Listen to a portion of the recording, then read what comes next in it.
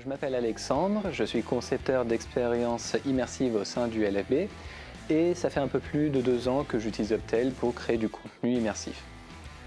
Donc, la raison pour laquelle j'aime utiliser Optail, c'est parce qu'il y a un grand catalogue de fonctionnalités faciles à mettre en place et ça me permet de créer du contenu immersif assez original.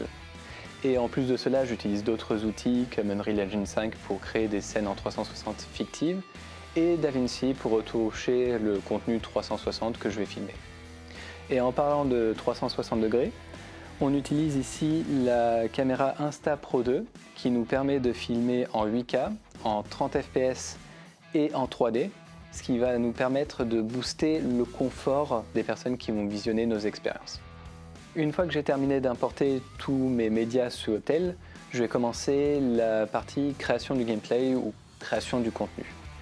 Et pour m'aider dans ce travail, il y a pas mal de fonctions et outils sur Optail que j'apprécie beaucoup.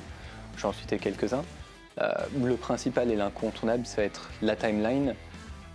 J'ai l'habitude de travailler avec plus de 20 tags par scène. Et cette timeline, elle me permet de voir quand est-ce qu'ils vont apparaître, quand est-ce qu'ils vont disparaître, de faire les ajustements beaucoup plus vite. Et ça me permet d'avancer et d'être beaucoup plus efficace. Une autre fonctionnalité que j'apprécie beaucoup, ça va être les raccourcis clavier, sans lesquels je prendrais sans doute 2 à 3 fois plus de temps à créer mes expériences.